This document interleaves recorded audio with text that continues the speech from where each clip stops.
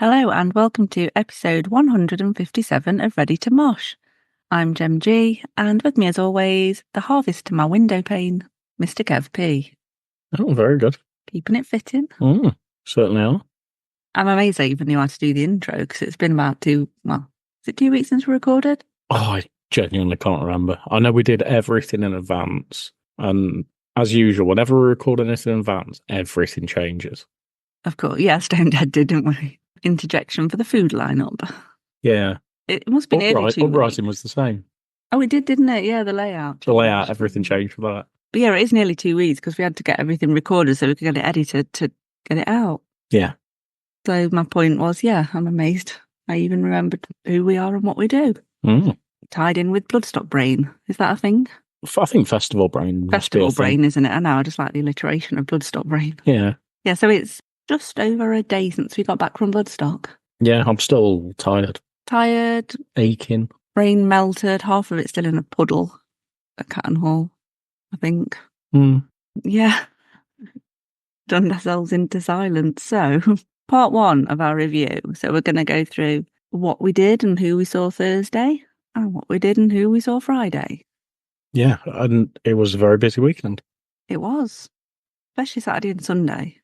It went so quickly. Everything just went so quickly. I said to you, didn't I can't believe how quick it's gone. And I don't know, was it because we didn't have a lot of just sitting around time? Yeah, we were out from the start to the end most days. Yeah, and like other festivals like Download, for example, especially now the Thursday's back and it's just a sitting around day. Not that it drags when you're there, but it does make you feel like you're there a long time, I think. Yeah. Whereas when you're running around doing this, that and everything else. It did whiz by. It did. It was good though. Oh yeah, very good. All it was very good. We might as well start with Thursday then. Yes, let us begin at the beginning. So we set off. We stopped at Morrison's for a meal deal. All was going well. Going absolutely fine. Yeah, I mean, traffic was fine. We're there in about an hour was the estimate, as usual. It was. And then as you go to make the left turn towards Bloodstock, kind of like down the back roads, isn't it? Yeah, there's kind of a corner and you do a left down the road. After you've gone over the bridge. Yeah, after round about the bridge with the traffic lights. Hopefully you're all with us. Yeah, visualising. You all know where we are. For some reason, we missed that left turn. I'm sure there wasn't a sign there. There wasn't a sign there. But people behind us, when you can tell other cars are going to the same thing you're going to. Yeah. The cars behind us went down there and I was like, oh, shit, I think we should have gone down there. But we'd got the sat-nav on, we'd got Waze, trusty old guide that it is. Well, the initial plan was to turn back round because we'd realised what we'd done. Yeah. But there was nowhere to turn around because the lanes were too narrow. And there was someone right behind us. Somebody right behind us, yeah. So, yeah, we couldn't do an about turn, but we could see coming up on the map there was a left-hand turn and logic for both of us. Normally it's just my logic that fails us. But you were in agreement. If we do this, surely that's got to meet up with the road where we should have been. Well, no, the idea was we turn left, go to the end of there, turn left again, and essentially do a loop. Yeah, and join back up again. Join back up. Except it didn't. No. And we went on such a random journey. I mean, we were in the arse end of beyond. There was no phone signal, no internet. So we were just making it up. Yeah. It was very scenic. It was very scenic. But it wasn't what we wanted. Yeah. So it's just occurred to me as well, because we use Waze. Yeah. But my car's got sat-nav anyway. That's a very good point. Why did we not just program the sat-nav as well? That's on you, because I don't normally drive your car and I'm not used to such things. I just use Waze. I just use Waze as well, but it only just occurred to me. Why didn't we just use the fucking sat-nav in the car? Does that not rely on a data signal though? No, because it's got maps already preloaded. Is it like an old-fashioned sat-nav in that it's just there? If you know what I mean? I don't know what you mean. Like in the olden days where you had a sat-nav and you glued it to your dash, your window, and it was just there and it wasn't up to date constantly with traffic and road change. You had to update it manually. Yeah, so it's like that. So it's got an offline... Right. It's got an offline map. But it would have known the basics of roads that have been there for centuries. It would have known pretty much all of those roads around there, because there are no new roads around there, really. I mean, part of me wants to say, well, next time we'll do that, but I'm hoping we don't miss the turning next time. Well, yeah, agreed. Anyway, after approximately 25 minutes of back lanes, nice views, and going, oh, that's a nice house. That would be nice to live in. We eventually, somehow, managed to work our way to the other side of Catton Park as if we'd gone past it. But fortunately, that was near the kind of media guest artist car park. Yeah. So we all ended well eventually. I've never been so pleased to see a yellow sign. I mean, we wouldn't go hungry because we had plenty of snacks, but we were getting a little bit delirious, weren't we? Just because every road looked the same. Yeah. We made it into media, though. We did. Fine. Yeah. A little. I mean, we couldn't get until 1 o'clock anyway, and we would have been early had we not got lost. So Yeah, I think we would have been, yeah. We joined the queue about 1:15, I think it was. So we just would have had less time in that queue, I guess. It was fine.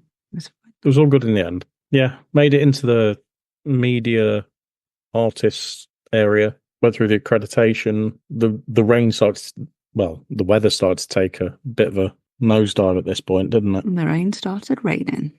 Yeah. As we're still in the queue. Yeah. And yeah, they've changed the layout for that as well, and that's made it so much better. Yeah, it's pretty much a 5-minute walk from the car, wasn't it?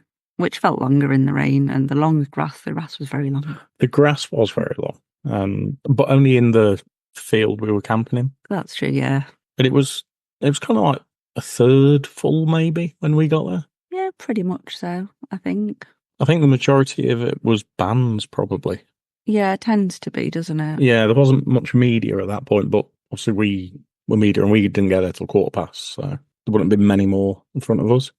No, it was pretty full by the end of, well, not by the end of the weekend, probably by Friday afternoon it had filled up really, wasn't it? Because there were some Friday arrivals.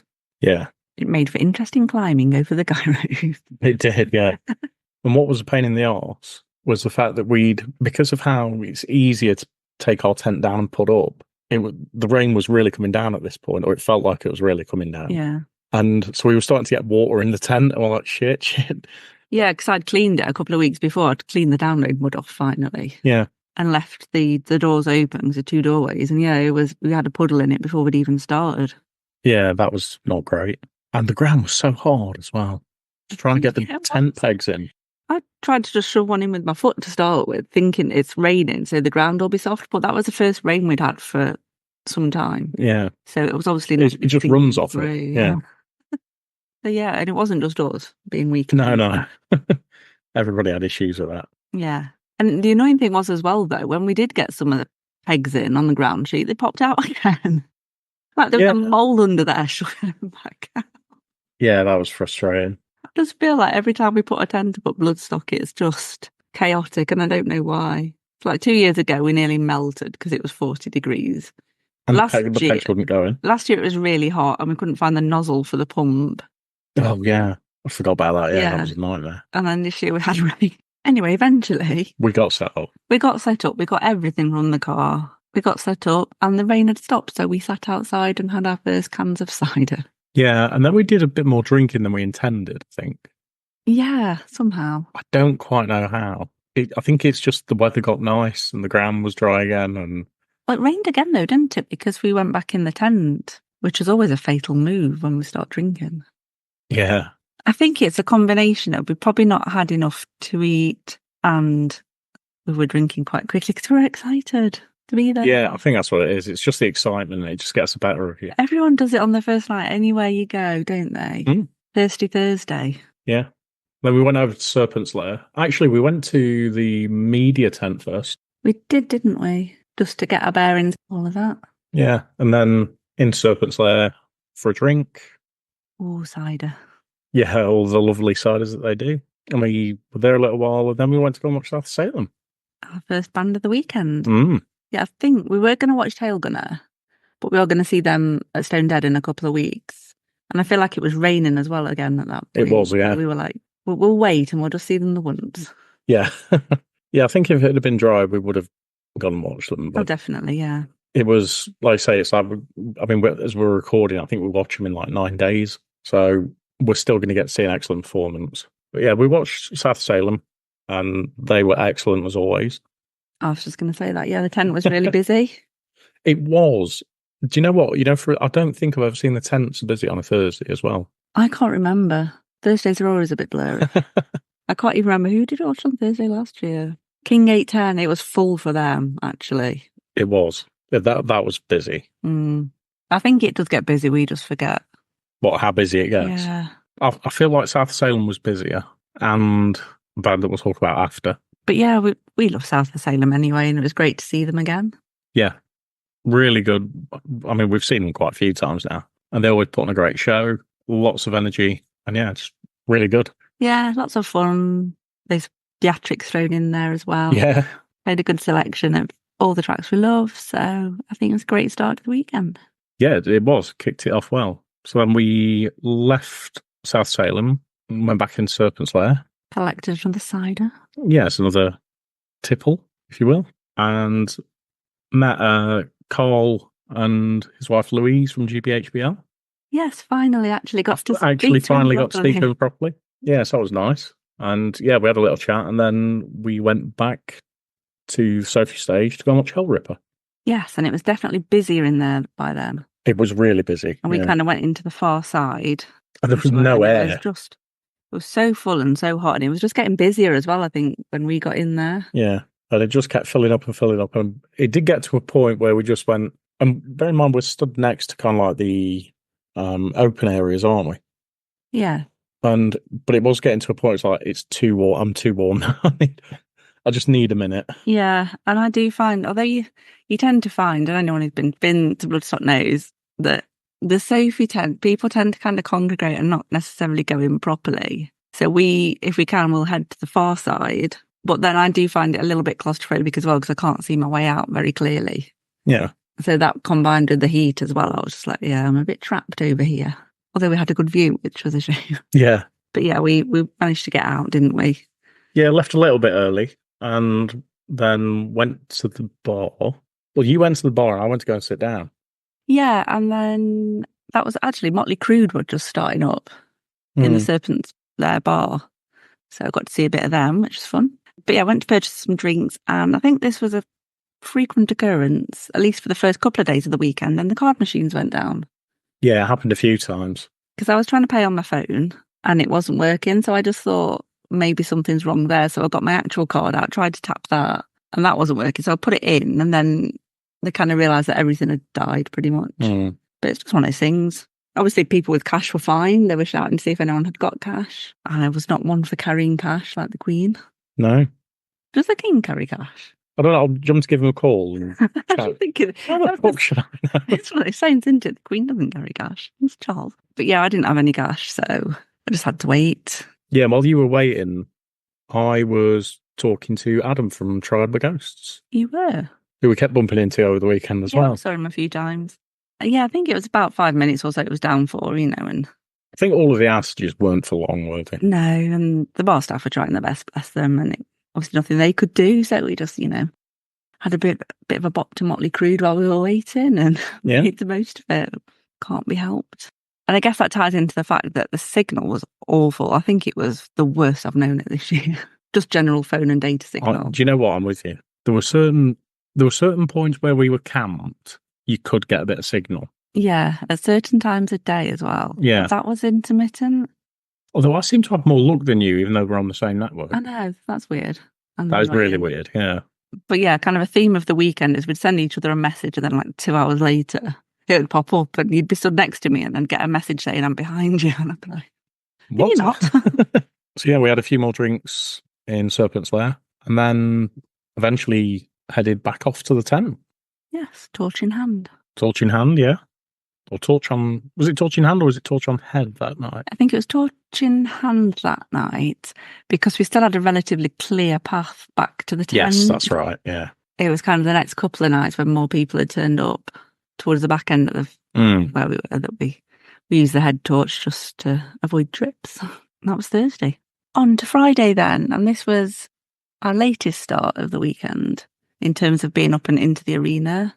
Yeah. There were some bands on kind of first thing that we wouldn't have minded seeing, but there wasn't anyone we were definitely wanting to see or anyone that we were interviewing that was playing first thing. So we kind of thought, actually, we'll have a bit more of a chilled start to Friday because we knew we'd got to be up and in the arena really early. Conserve energy. So, it's all about preserving, the energy. And we knew it was going to get hotter over the weekend as well. So, it was a relatively chilled morning, shower, some breakfast biscuit. Yeah. And then we went to the arena to go and watch. But we actually split up, didn't we? So you went to go and watch Death Collector, and I went to go and watch Reverend Son. Yeah, because we were going to be talking to both of them later, and obviously we wanted to have seen them as well. But they were both on at the same time. Yeah, which was a little bit annoying and bad planning on someone's part. I mean, I wanted to watch them both anyway. Yeah, I was the same. I did want to watch them both. But then we just kind of made a choice on, didn't we? And I went to New Blood. You went to Sophie Stage, I think. I did. Yeah, and I've got to say, Reverend Son were fantastic. They were really, really good. It was definitely worth going to watch them. I was quite gutted I didn't get to see them. Because I heard all about their inflatables and stuff, and it just sounded like it was going to be so much fun. I've never seen so many inflatables. It was ridiculous. It did seem a bit of a theme for the bands we did see in New Blood over the weekend, actually. It was a bit of a theme, yeah. But we kind of knew from their bio in advance that they were going to be bringing out various inflatable objects. Amount of inflatable sharks that were just flying through the air, just constantly. There were some small, some big. There was one really big one as well, actually. But they were so much fun and just really good live. Yeah, I'm hoping that they'll be playing somewhere near us so I can experience the shark tank for myself. Yeah. Yeah. They kind of kicked off the New Blood in a big way for me. Meanwhile, I was watching Death Collector. It was their first appearance as Death Collector at Bloodstock. Yeah. Well, obviously a band made up of people from other bands, so they've all been to Bloodstock before and played there. And obviously, for anyone who doesn't know, it was actually Andy Wales' last show ever. So if you don't know who he is, he was one of the founding members of Bolt Thrower and their original drummer. Yeah. Made the decision earlier this year to kind of completely retire from drumming. Yeah, it came a bit. I mean, still came as a bit of a shock, though. It did. At the same time, though, I was quite pleased I got to see his last show. Yeah. Yeah. Being kind of the drumming legend that he is. So it was, bittersweet, I guess. Mm-hmm. But yeah, really great show. They're just awesome live. Yeah, just really kind of tight-knit, old-school death metal, if you're that way inclined, I am. So it's great to see them. There was lots of energy in the tent, lots of hits, crowd surfers, the good crowd in there as well. Considering it was fairly early on the first day as well. People were up and about, and obviously I guess anyone who wanted to make sure they were there for Andy's last show would have been there. So yeah, it was a great start to Friday for me. Sad I didn't get a drumstick because he threw a lot out at the end, but didn't get another one for my collection. And then we met up to watch Greenlung. Yes, finally. I feel like we haven't been avoiding them. We keep missing them. There's been a couple of times we could have seen them and we haven't. So yeah. Oh, they were good, weren't they? They were definitely a big highlight on Friday for me. They were so, so good. And just perfect as well for that kind of time, environment. Everything just fitted. Yeah, I think they fitted well with the time of day and kind of the whole main stage lineup as well. Yeah. For Friday. Yeah, I'm so glad we got to see them. Yeah, same here. They were kind of one of the ones, there were certain bands that we wanted to make sure we definitely saw and we kind of blocked out on our interview schedule. Yeah, certain times we couldn't do. No, sorry, we can't. We need to watch. We do need to watch this. And yeah, Greenland don't disappoint. They were excellent. And then it was back inside, wasn't it, to the media tent? Yeah, for our first interviews of the weekend. Yeah. So 2 interviews back to back. The first one you did? Yep. That was with Hammer, who won Scotland Metal to the Masters this year. We reviewed their latest single a couple of weeks ago, which was awesome. So it's great to actually meet them, have a chat about various things, as we do. Yeah. And then straight after that, I interviewed Reverend Son. And yeah, it was good to see them. They were still kind of buzzing, which you'd kind of expect. I think I was talking to them, it must have been like 45 minutes, an hour after they'd finished or something like that. Yeah, there was a few of the interviews that we did kind of post-set where it was really quick turnaround after they got off stage, wasn't it? Yeah, yeah. But they were great. You could tell they were absolutely loving it. And with all the interviews, they'll be coming soon in separate episodes. Separate episodes. And hopefully some videos to go along with them as well. Yeah, got the first 2 interviews done for the day. And then, yeah, Scandinavia. Yeah, we had about half an hour gap, didn't we, between the next batch of interviews. And it was getting on a bit at that point, wasn't it? So it was mid-afternoon, I think. Yeah, about 2:00-ish. And we realised that we hadn't eaten anything. Which is not a good idea. No, considering we didn't really eat a lot the day before as well. Yeah. We're like, let's eat, must be grown-ups about this. Because we were in Serpent's Lair and we, like I say, not got long for the next interviews, rather than having to go out into the arena, find everywhere's got a big queue. We just went with the food stall that's in the Serpent's Lair, and that is Scandinavia, which was a welcome return to them. It was, yeah. Yeah. Very good cheesy chips. Absolutely putting those ones that I won't keep banging on about to shame. Restored my faith in the cheesy chip world. That were actually classed as dirty fries, weren't they? Yeah. For me, so they were kind of red salted cheese, crispy onions, and then a lot of garlic mayonnaise, which is probably not the best idea when you're then going to be interviewing people. Yeah. Fortunately, some mints were to hand. Yeah. And what did you have? I had loaded fries. But the carnivore version. Yeah. Yeah. And there was a huge amount. And I remember making the mistake last year. I can't remember what night it was, but I ordered the fries and a hot dog thing that they do. Pork sword. Yes. It's literally called It's the pork called sword, pork isn't it? yeah. It was Sunday night. Yeah. I had both those and I just couldn't finish it all. Because it was just, the sizes was huge. Yeah, they're a good portion. Yeah. But I did eat all my chips. And yeah, similar to you, like there was kind of salted and everything, but just had a lot of meat toppings on. Mm. And yeah, really, really good. Yeah, good for a lunchtime, I think. Yeah. Aren't they? Good stuff to keep you going through the day. Yeah, then we had to run back into the media tent for the next interviews. Yeah. Smelling like vampires wouldn't come anywhere near. So then I interviewed Absolence and you interviewed Death Collector. Yes. And yeah, I think the interviews went really well. Yeah, you could see they got a lot of excitement for the show later, their set. And they were happy bunnies, weren't they? Yeah, they were fair to say. Very excitable, I think. Very excitable. And yeah, again, you'll hear that in the interview. They did come across very, very happy. And then I chatted with Kieran and Andy from Death Collector. It was really weird chatting to Kieran because following on TikTok, so I'm kind of used to seeing his face a lot in my phone, and to see him there in 3D was a bit surreal. Have to say, we weren't really sure who we were going to get from Death Collector, really. And then I think they were all there, actually. And then they were all there. And then I think we knew we were going to get Kieran. Yeah. And then Kieran said, well, we've got Andy here as well. And what he said to Andy, do you want to do another one? Want to do another one? Like, yeah, why not? Yeah. I was like, oh, how exciting. But yeah, they were both really lovely. And again, obviously listen to the interview when it comes out. It was, yeah. It was good. It was a very nice chat with them. And then Andy had to run off to get some noodles. Yes, he did. He was after some noodles. Yeah, so obviously very thankful that he postponed his noodles slightly to talk to Just to chat to us, yeah. And yeah, I think after that, we put the bag back in the tent, didn't we? Yeah. It's just easier to keep storing it there instead of carrying it all the time. Yeah, there's space in there to do it, isn't there? So, yeah. Yeah, we didn't have a lot of, equipment with us, obviously, but it doesn't take up a lot of room. Yeah. We're quite minimalist, really. So popped the bag in because there was a band that we definitely didn't want to miss next. And that was Rotting Christ. Yeah, we said we were going to do our damnedest to watch them. And oh my Christ, we did. We made it. They were a bit weird to watch in bright sunshine. Yeah, I know what you mean. I feel like they need a late slot somewhere, or the tent. Yeah.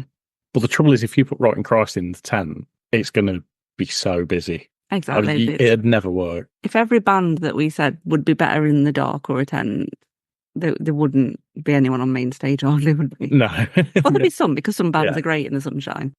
But Rotting Christ, I'd prefer in the dark. Yeah. But despite that, they were great. Definitely lived up to the expectations, didn't they? Yeah, 100%. And hopefully we'll be seeing them soon. Hopefully, yeah. Then it was a very quick kind of rush back, I think, with the kit. Yeah, we kind of had to forgo Enslaved, unfortunately. Yeah. Sad about, but yeah, we didn't want to leave the kit in the tent. In the room all night and then... Well, yeah, you're not supposed to leave stuff overnight anyway. No. And it closes at 11, so we just nipped back. It was slightly shorter walk from the arena anyway, back to the camping this year, wasn't it? So we could nip it back relatively quickly, though we did have a quick sit down and a drink and a snack. Yeah, I think we needed it. And then it was straight back to the arena after that, though, for, I think, one of the highlights of the day, possibly the weekend. I'm going to definitely my highlight of the day, I think. And probably one of the weekend's highlights. And that's Hatebreed. Yeah. Oh, they were good. They were unbelievable. Yeah, we knew it was obviously a 30-year anniversary show, so we were expecting a good mix of everything. Old and new, yeah. And yeah, like 15 tracks or something. Yeah. Just, it was relentless. And the speed and the energy, they've not lost anything. Because I did have that worry of, saw them 20 years ago, and it was insane. Is it going to be the same? Not sure. Not far off, was it? It was, I'd say it's as good as I saw them before. Yeah. It was just relentless. And these are a band that were good in the tent just because of how messy it gets. Yeah. But at the same time, they work just as well in sunshine outside. Exactly. They're a band A sunshine band. A sunshine band, yeah. Well, in fact, when they played Download, I remember it being really bright in the tent. It was not like the dark tents. I remember that tent being bright. It was like a white canvas. It was a white canvas tent, wasn't it? So it was really light in there. And it's a really bright sunny day, wasn't it? It was fucking roasting, yeah. And that's why it worked. But yeah, they were good. What else can you say? They just obviously played everything you'd want them to, being the kind of greatest hits. Yeah, it was, yeah. Yeah, played everything you want to hear. And I wouldn't have changed a thing about that set, I don't think. No, same. It was just absolute perfection.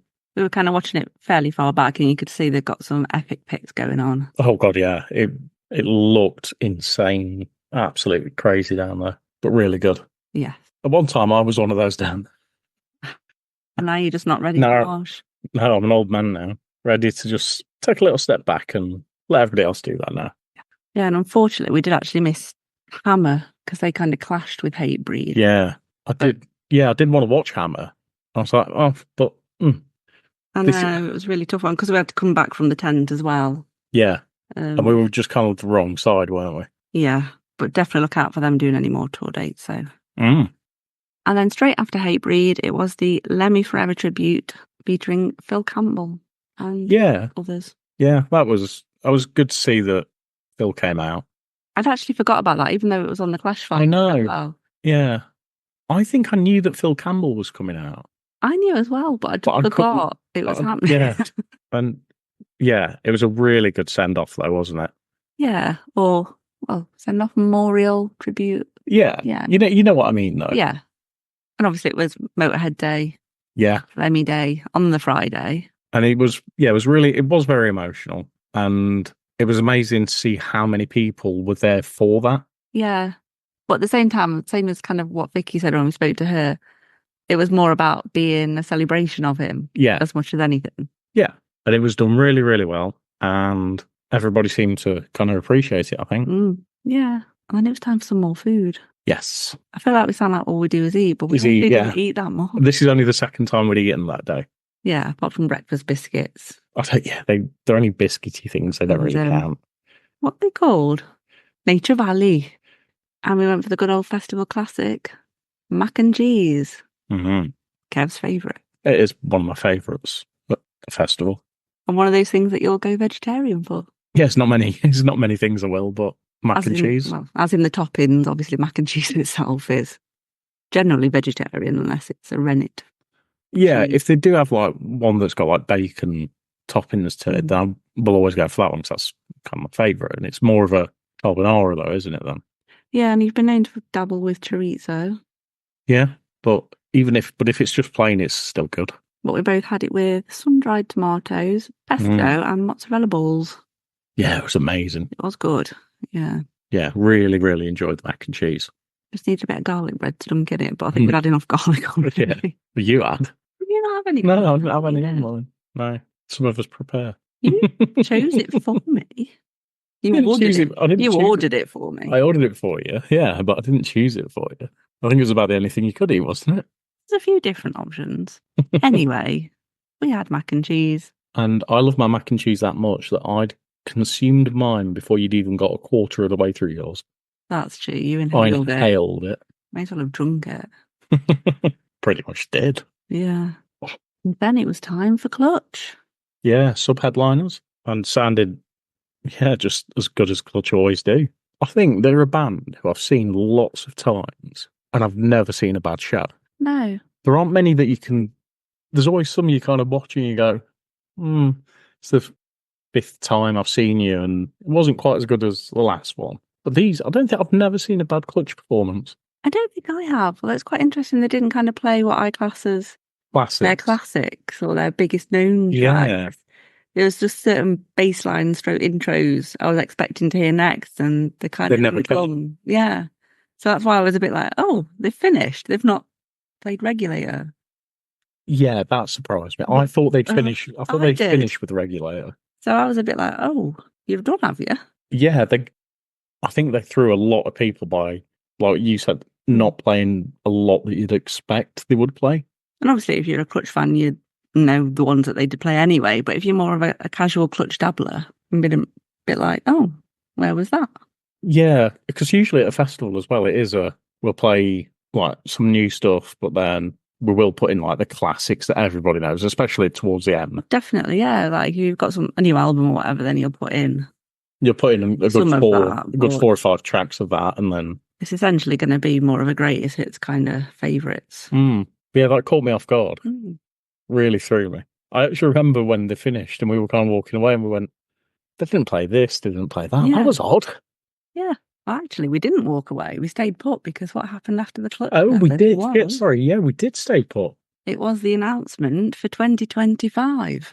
Oh my God. Oh, we're excited already. Seems bizarre. We're halfway through this year's and we're excited for next year. So if you don't already know, have you been living under a rock? I feel like you would be. Must have been. But yeah, 19 bands, I believe, were announced.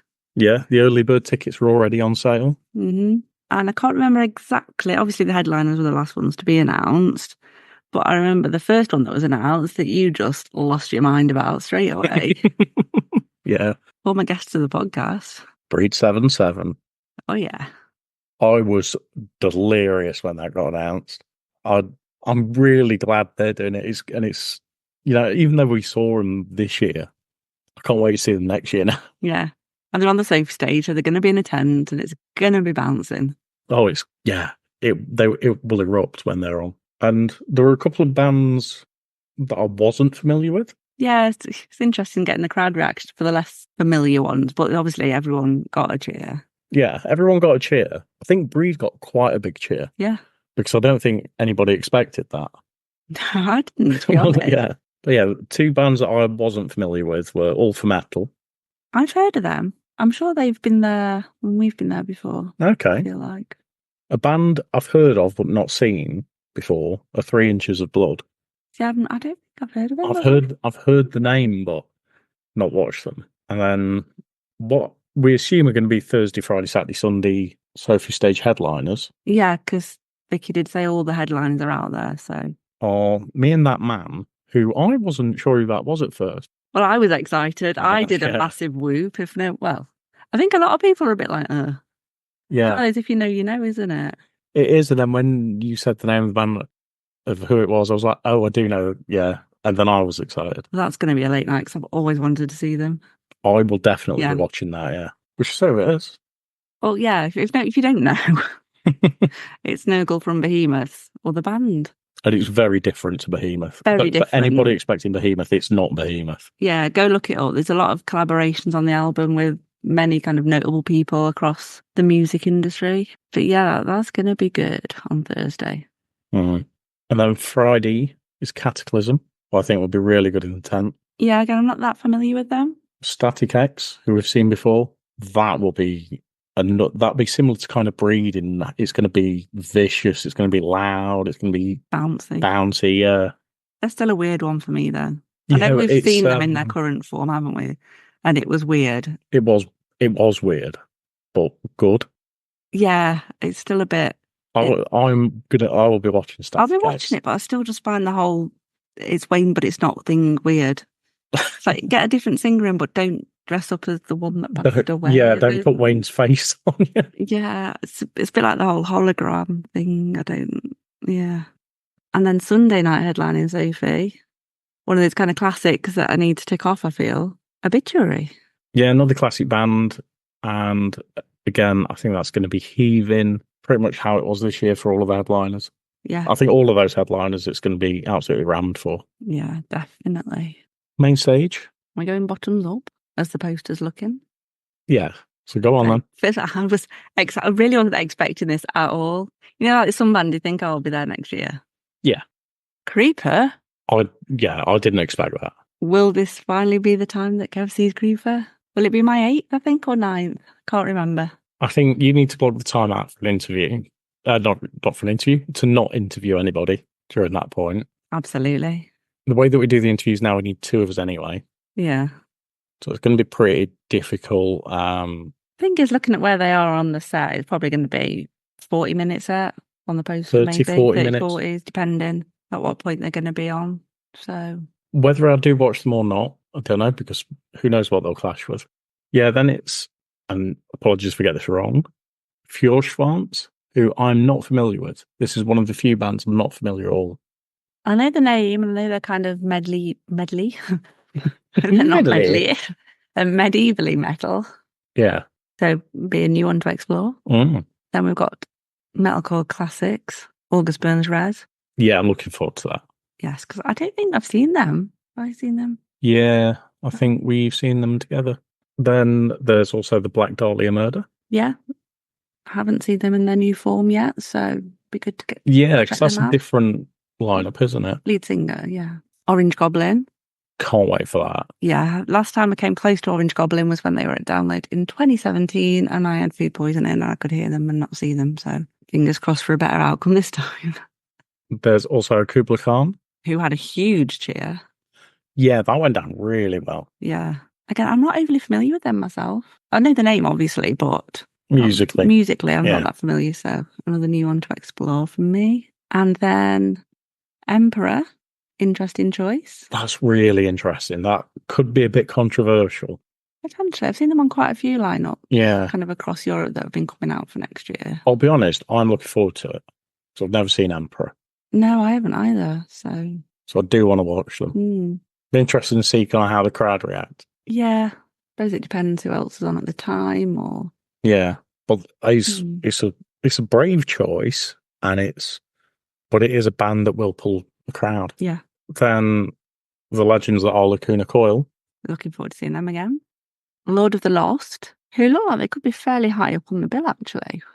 Yeah, I was quite surprised by that, looking at the poster. Yeah, considering they opened up main stage at Download, didn't they, on Sunday this year? Yes. They were either first on or second on. They were definitely early, which is why I didn't get to see them, because the timings went wrong, but another Eurovision band to my list. Yeah. And then the Friday night headliner, which came as a complete surprise, is Trivium. Yeah, of the 3 that were announced, I think 2 were pretty. We were certain of 2, pretty much. But the third one, we weren't quite sure. We tossed a few names around, didn't we? But I didn't see Trivium coming. No, and I think they might be on our Download predictions for next year. So obviously that probably won't happen. That's ruled them out of that, yeah. I'm not a massive fan of them, but I will probably watch them all the same. Yeah, I'll still watch them. I'm the same as you. I'm not a huge fan, but I will watch a bit and just see how it sounds. And it might be that I'm having a great time watching them. It could be one of those bands that I watch live and go, oh, I get it now. Yeah, it could be. Or it might be raining. It might be raining and I go, no, I want a drink. Go and sit in bar. Yeah. I'm sure. Yeah, we'll definitely watch some. We will watch some Trivium, yeah. Next up, one that we predicted, and that is the Mighty Machine Head. Bringing the party on Saturday night, no doubt. Yeah, that got a huge cheer. Yeah. Unsurprising. And I think this was one that was pretty nailed on. I think of anything, we knew this was going to happen. And yeah, thought, again, totally get it. It'll make a lot of people happy that maybe couldn't get into the tent the other year. Yeah. Yeah, people are just kind of bloodstockers who didn't see them at Download this year. Yeah. So I think that's a really good choice. And then the Sunday night headliner, it's going to be a late one. And this got one of the biggest cheers I've ever heard. And again, I think it was pretty predicted after seeing them announced to headline Wacken next year. We were so convinced they were going to play. Yeah. The mighty Gojira. So excited to see them again. Oh, no. Same. Yeah. They are amazing live. And yeah, just really happy about that. Yeah, it's a good lineup. The lineup already is so good. Yeah, I'd just be happy with that. I'd be happy with that, yeah. Yeah, I don't need, obviously we need others, but Anyway, we should probably move on because it feels like we spent a lot of time talking about next year already. I know. But yeah, I just love the whole way that they do that. And as does everyone. It's one of the best things Bloodstock do. Yeah. I don't understand why more people don't do it like that. I just love afterwards, everyone's kind of just chatting with people around to see what they thought, weren't they? Yeah. It was just... The general consensus was that's a pretty good lineup with more to come. We better move on to the headliners then. We'll get there in the end. We will get there, yeah. I did kind of make the decision not to watch Vintage Caravan in the end. I think I partly forgotten the excitement of next year's lineup, to be honest, but here we are. On to Opa. Yeah, epic headline set, and I'm so glad they did headline as well. Someone who was never a fan. Oh yeah, you were quite happy. Till about 12 years ago. Yeah. I'm a late convert to the Opa, of course. And yeah, how many headliners, can play like less than 10 tracks and headline? That sounds insane, doesn't it? When you look as well, you think like it's a fan pick set, wasn't it? Yeah. How they must have had so many songs submitted for that, and then they picked, I believe, 8. Yeah, it's fucking crazy. But if you tell anyone else, a headline set was just 8 tracks. Yeah, you go, well, that'll be done in like 30 minutes. No, this was an hour and a half. Yeah. Granted, there was quite a bit of chatter between tracks, and there was, but it was. But in a good way. In a good way, yeah. Yeah.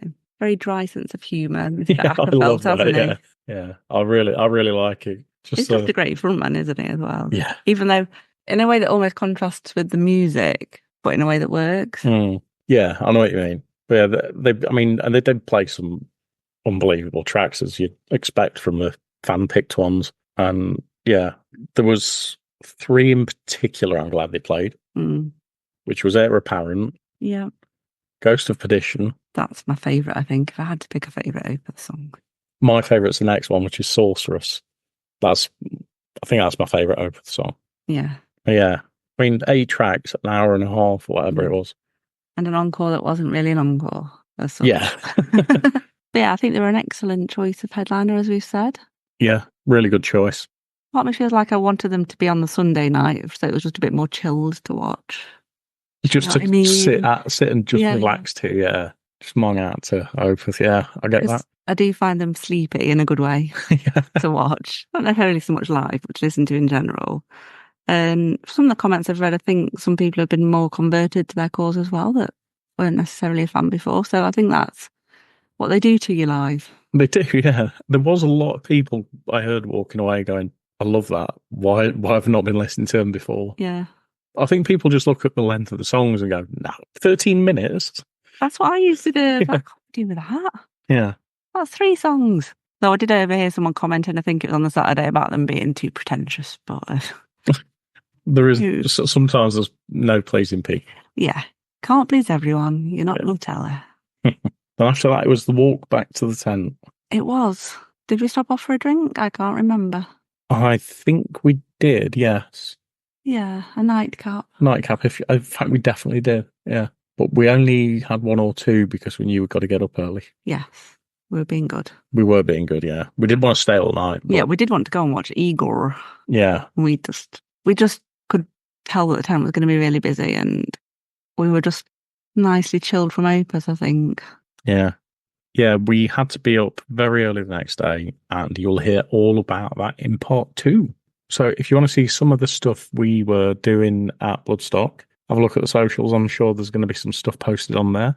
And you can find them at Instagram, Threads, and X at Ready to Mosh Cast, Facebook, TikTok, YouTube at Ready to Mosh. There's also our Patreon as well, which is just £3 a month, and you get access to the bloopers that don't make it into the show, early access to episodes wherever possible, and you get to find out what we've got planned before anybody else. Finally, you can support the podcast for free by giving us a 5-star rating and a nice little review on whichever platform you're listening to. And we'll be back soon with another episode.